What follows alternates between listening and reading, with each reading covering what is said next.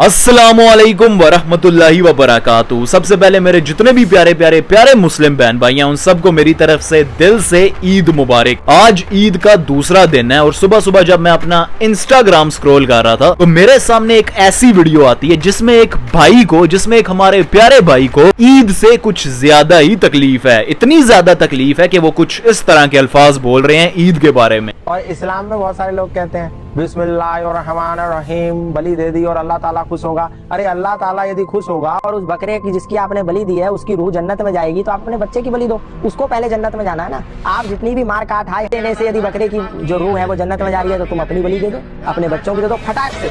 सबसे पहली बात यार, मुझे यकीन नहीं आता कि मैं ये बोलने वाला हूँ। बिस्मिल्लाह एक ऐसे पाक कलमात हैं जिनको इस पूरी दुनिया में कोई भी पढ़ ले चाहे वो मुसलमान हो या ना हो, उसके मुंह से अच्छे ही लगते हैं। लेकिन ये एक वाहिद ऐसा इंसान है जिसके मुंह से ये बिस्मिल्लाह जैसे पाक कलमात बिल्कुल भी अच्छे नहीं लग रहे। ऐसा लग रहा है जैसे कि ये इनकी इंसल्ट कर रहा हो। बिस्मिल्लाहिर्रहमानिर्रहीम। और दूसरी चीज मुझे ये लगता है कि इस भाई ने हम मुसलमानों को शिव जी का भक्त समझ लिया है कि जैसे उन्होंने अपने बच्चे की मुंडी उड़ा दी थी और बाद में हाथी का सर लगा दिया था, तो हम मुसलमान भी शायद ऐसा ही करते होंगे। तो मैं आपको ये बताना चाहता हूँ विद ऑल ड्यू रिस्पेक्ट, ये आपकी गलतफहमी है। हम मुसलमान अपने बच्चों के साथ ऐसा बिल्कुल नहीं करते और ना कभी करेंगे। हम अपने अल्लाह पाक के हुक्म के मुताबिक हलाल तरीके से रिस्पेक्टफुल वे में जानवर को कुर्बान करते हैं, जो कि ऑलमोस्ट सारी दुनिया ही करती है, और उसका गोश्त फ्री में बांट देते हैं। बस यार, मुझे एक चीज समझ में नहीं आती कि इन जैसे लोगों को बकरा ईद से आखिर प्रॉब्लम ही क्या है। हम वो काम साल में एक दफा करते हैं जो काम बर्गर किंग, KFC, मैकडॉनल्ड जैसी कंपनियां हर रोज करती हैं। बस 19-20 का ही फर्क है। एक हल्का सा ही ट्विस्ट है कि बर्गर किंग, KFC, मैकडॉनल्ड जैसी कंपनियां हजारों लाखों जानवरों को कुर्बान करके उनका गोश्त अमीरों को बेचकर ढेर सारा पैसा कमाते हैं, और हम मुसलमान जानवरों को कुर्बान करके उनका गोश्त गरीबों में बांटकर सवाब कमाते हैं। बस इतना ही तो फर्क है। और बकरा ईद एक इतने कमाल का फेस्टिवल है जिससे काफी सारे लोगों को फायदा होता है। फॉर एग्जांपल इंडिया को ले लो। इंडिया में 20 करोड़ से भी ज्यादा मुसलमान रहते हैं। मान लेते हैं कि उस 20 करोड़ में से सिर्फ 10% मुसलमान ही कुर्बानी करते हैं। अब 20 करोड़ का 10% होता है 2 करोड़। अब वो 2 करोड़ मुसलमान एक बकरा कम से कम 10,000 रुपए का ले लेते हैं। अब 2 करोड़ को 10,000 से मल्टीप्लाई करो तो 20,000 करोड़ रुपया बनता है। अब ये 20,000 करोड़ रुपया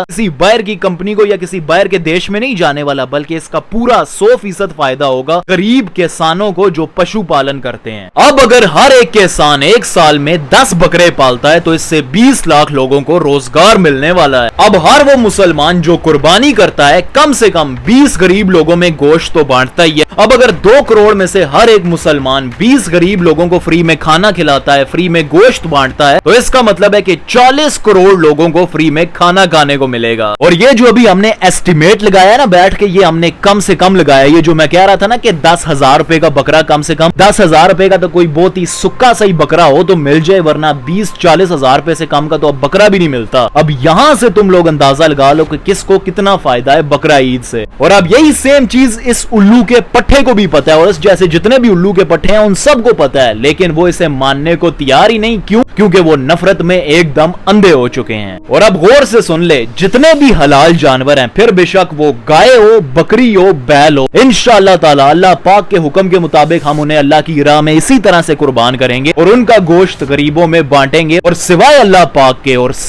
पाक के इस पूरी दुनिया में, इस पूरे यूनिवर्स में कोई भी ऐसा माई का लाल नहीं है जो हम मुसलमानों को ऐसा करने से रोक सके। अगर तो आप मेरी इस बात से इत्तेफाक करते हैं, मेरी इस बात से एग्री करते हैं, तो मेरी इस वीडियो को लाइक करके बता सकते हैं। और अगर आप मेरा ये चेहरा दोबारा देखना चाहते हैं तो मेरे इस चैनल को सब्सक्राइब भी कर देना। बाकी कमेंट सेक्शन में जरूर बताना कि आपने किस जानवर को इस ईद पर हलाल किया है।